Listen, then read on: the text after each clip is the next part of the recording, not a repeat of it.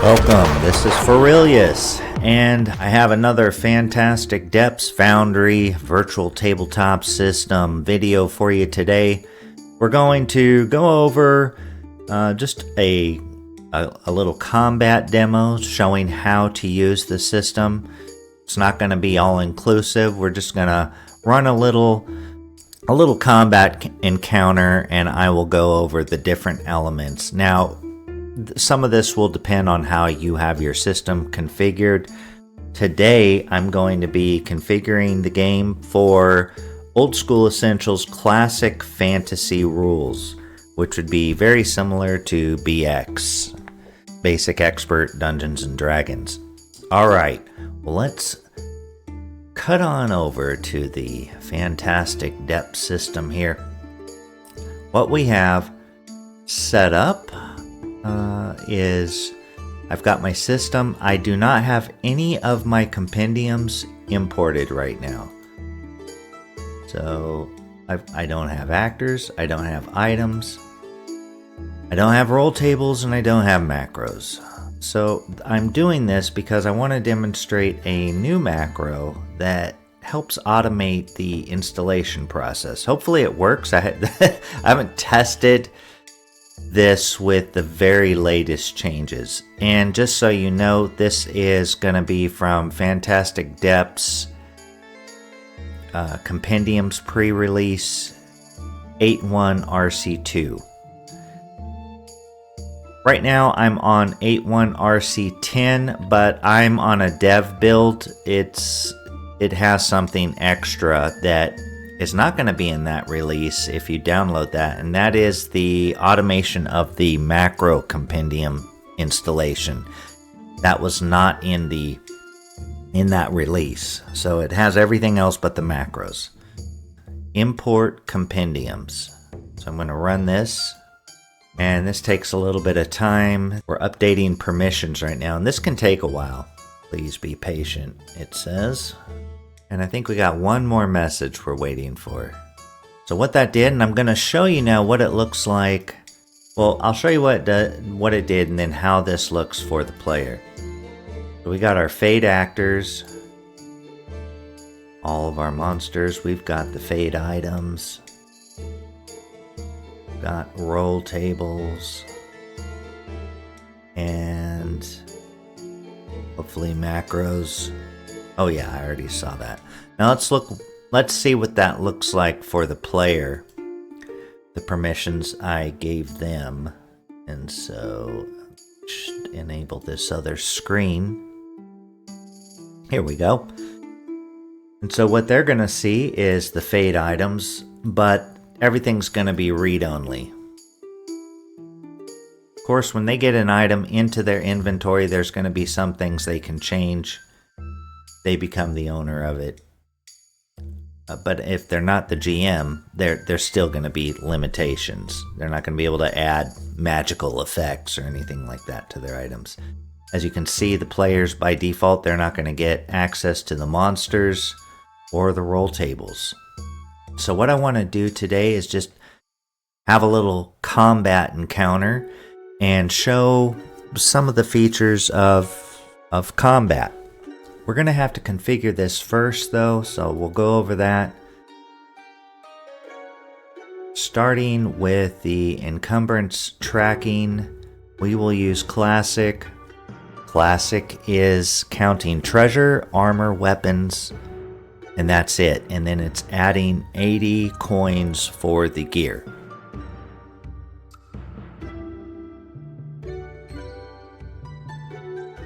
We will do a 1d6 initiative formula. We will do the group combat. Group initiative modifier, none. We're going to reset the initiative each round. We will not have declared actions. Rest turns every 6, which won't come into effect here, but we're just configuring it for OSE Classic. and basic expert, and anything that's remotely close to that. We're going to have that on. We're not going to have weapon mastery, and we are going to use the classic. So I'm not going with the ascending armor class in this video. I'll show that in another one. That is going to restart the system. And here we go. So this little scenario I've concocted for the video is that the guard was upstairs talking to a halfling who had come in to report, he was missing his pipe weed or something, and they heard a commotion downstairs, and the halfling, wanting to prove that he is a brave adventurer too. He's not just your average halfling who likes to relax and have no drama in his life. He decides to come down too with the guard. As the guard comes down, they see that a bandit has escaped from his cell. The door's open, and they can just barely make out another bandit over here. What we're going to do is we're going to create a combat encounter, and then we're going to run a little bit of combat here. So I'm going to select everybody. Okay, so we got our combat. We're going to begin combat. And first thing we're going to do is, since we're not doing declared actions, we're just running it real simple. We are going to roll for initiative for everybody. The good guys, as it were, won the initiative.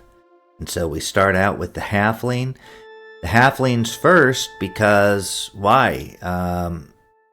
Because maybe his dexterity is the highest. Because we're not doing declared actions, it's not going to look at what their action is and try and let the missile combat go first and things like this. The guard is a monster. Okay, so this is a good opportunity to go over the monster sheet too. I've got the guard as a monster instead of an NPC. You can see here the layout's a little bit different. You don't have a class. You do have a size. And this does not affect any automation yet, but eventually it will. And you have several sizes. Of course, you have the small, medium, and large. But then you have a tiny, a huge, and an immense. And when you pick one, it will show on the hover text, the tooltip, what that means and give you a height range in feet. If you're doing meters, I'm sorry. D&D is, at least the D&D I play and old school essentials and these things usually are using feet and pounds and all that stuff. Okay, so you see you got that. You got the hit die. Of course, if I wanted to re-roll these things, I could. Hit die on a monster is different than it is on a character sheet. On a character sheet, you're going to specify the die type, but it's just assumed that monsters are a D8 in most cases. Now, that doesn't mean you can't overwrite it. So if I wanted 2D4, I could put that in the formula and the system would know how to handle that. But in general, the monsters are specified with just a number of hit die. So let's say I'm going to roll his hit die. We want to randomize it. We see here in the chat, he has 8 hit points. He's not as tough as the default would be for 2 hit dice, which I believe is half plus 1. So half of a D8 is 4 plus 1 is 5, and that would have given us 2 times 5 is 10. But we rolled it there. We can see that he has a crossbow equipped. He's coming down with the crossbow aimed, and he's saying, all right, you guys, stop where you are. We'll see if they stop where they are or not. Well, we're in combat, so I think that implies they didn't stop where they are. And he's got chainmail armor. Now, you can see the layout. Again, it's a little different here. You got more of a compact thing where you can see a lot of stuff on one tab or one page. whereas the character sheet has it split up because there's just going to be a lot more information to cram in there. Right now the monsters don't, if we had weapon mastery enabled, they don't have weapon masteries yet. I am going to add that eventually. So we can see he's the equivalent, this guard, of a second level fighter. He saves as a fighter too. He can move 40 feet in a round. Yeah, so let's go ahead and just get into this. And I will explain things as I go. Again, we have the halfling first. The halfling is behind the guard. So what he's going to do is he's going to say, well, I'm just following the guard and I'm going to fight if we get in range, and I'm not if we're not. So we go to the guard and he is going to shoot. He's going to target the first bandit in the doorway. Now there's different ways the guard can shoot. I could roll his crossbow right from his character sheet, or I could use the attack macro. For this one, we're going to use the attack macro. It automatically selects his equipped weapon. And so when you attack, some weapons can be missile or melee, and so this would let you select which it is. In this case, it's only missile, so that's the only option you get. You can see it. Recognize that it is a two-handed weapon. Modifier, we're at close range, and so that's going to be a modifier of 1. So he's get a +1 to hit. So here we go. Let's see how it goes. So here's our result here. Guard missile attacks with crossbow. Attack hits AC 7. We've got an expandable description of the crossbow. We've got the ammunition he used. And we know he used that because he has that ammunition equipped. If he had, let's say he had silver arrows equipped as well, just in case they had a lycanthrope in here, werewolf or something, they would have to be equipped for him to be able to use those. You'd have to do that, and then when he shoots, it's going to use those. Now the DM is going to have a different view than the player, so let me show you the player view real quick and you can see what I mean. So on the player view, you just have, okay, it hits AC 7, you got that, and you got his roll. Now, the roll will have a roll digest for attacks, and that's going to give some indication of why there's bonuses or penalties to the roll. In this case, he rolled a 10, but he got an 11 because the manual modification of 1 was added. So, does AC 7 hit? Player doesn't know, but the dungeon master or game master, we'll call him the dungeon master because that's what I'm used to saying. We can see here the bandit. Here's the dungeon master's view. Who was targeted? Bandit 1, and Bandit 1's armor class is 6. This only hits AC 7, and this is descending armor class. It's a miss. So we go to the bandits. And this first bandit says, oh, hell no. Tried to hit me.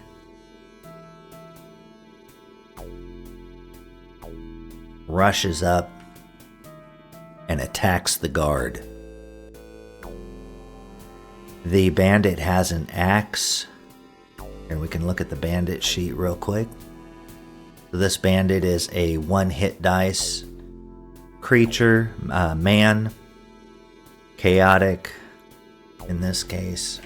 Carrying an axe, only has leather armor, and fights as a thief 1. Let's roll from the sheet this time. So he attacks with his axe. We've got the guard targeted. Melee and one-handed. No bonus. Okay, and he hits AC 15, a terrible roll.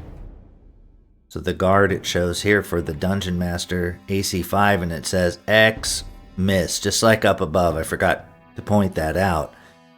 got this red X, and that just means the system thinks that it missed. Now, sometimes there's house rules or other things that aren't part of the automation that might overrule this. So this is just pointing out, hey, I think it's this. But the Dungeon Master ultimately decides. In this case, it's a miss, and that is correct. Bandit 2, who is behind the doorway, he comes in now. He comes in, sees the situation, and hangs back to see what's going to happen. All right, next round, I guess, because the halfling isn't going to get a chance to attack. I guess if there wasn't a wall here. All right, so next round. We see because of the configuration, we have reset the initiative. You may play it where you keep the same initiative for the whole combat, but that's not how I set it up. We're going to say the guard is going to try and shove the bandit down the stairs. Not a typical move, but we have a little tool for handling that. And the halfling probably gonna see how that goes. The bandits are, of course, gonna attack, so he's gonna wait for his opportunity. Right now, we'll say there is a wall here, so he can't jump down. He can't throw his axe at the guard or anything.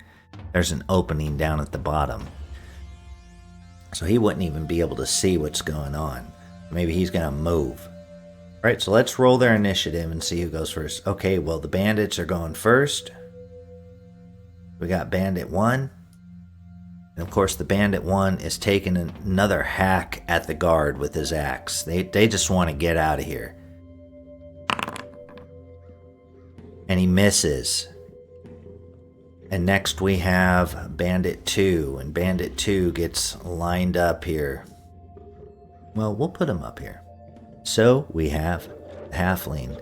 And the halfling, what is he going to do? The halfling could throw his dagger. He could ready a different weapon. Right now he has that axe. He could throw the axe. Going to do the axe hand. And in this case, it's not melee, it's missile. And it's going to be a +1 because of the range. Because that is 10 feet or less. And so it's going to hit AC 5. He rolled a 12. But he gets +2. Why? Because he has a dexterity mod of 1 and a manual mod of 1. So he got a +2, and that's going to hit AC 5. We got a green check mark because the bandit has AC 6.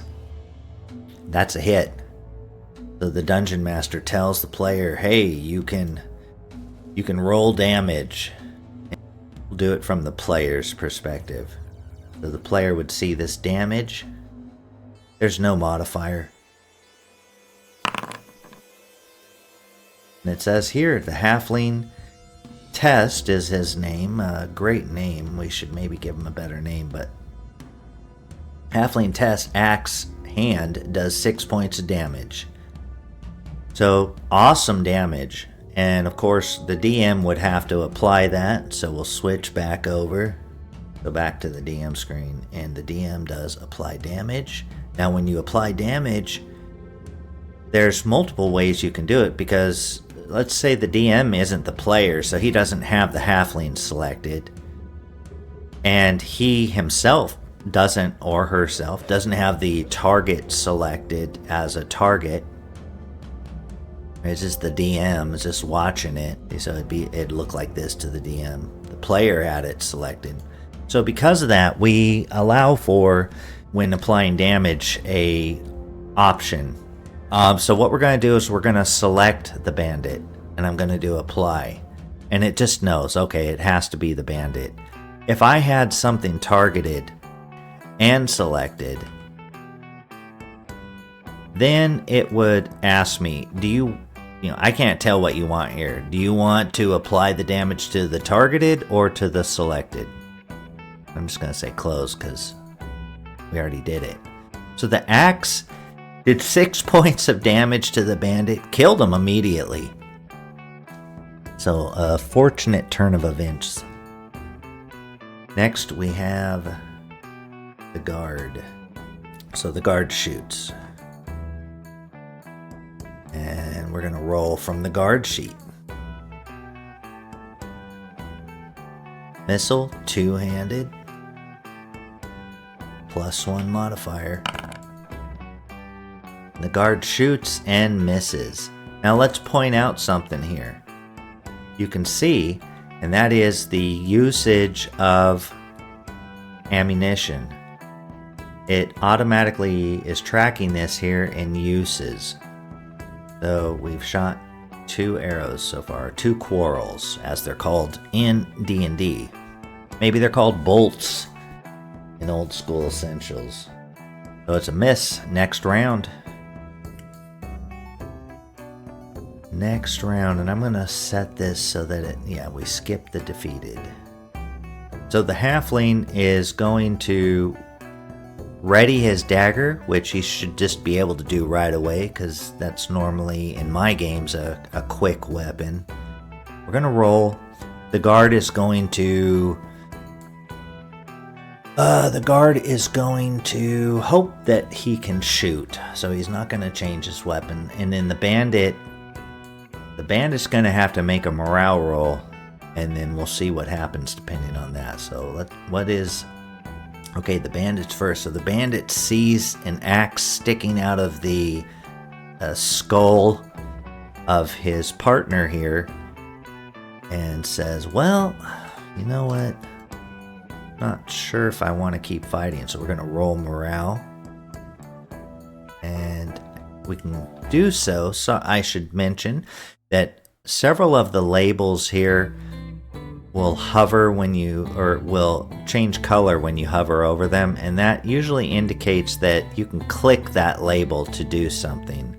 So, for instance, if we were at the bandit layer and there's 3 die 10 bandits, we could roll and see number appearing in layer 18. There'd be 18 bandits in that case. But in this case, we're just rolling morale to see if this guy's gonna give up. And he failed. So he gives up. He looks scared, and the guard says, drop your axe.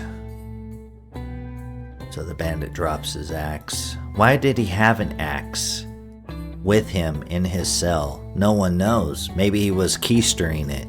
Oof, that'd be painful.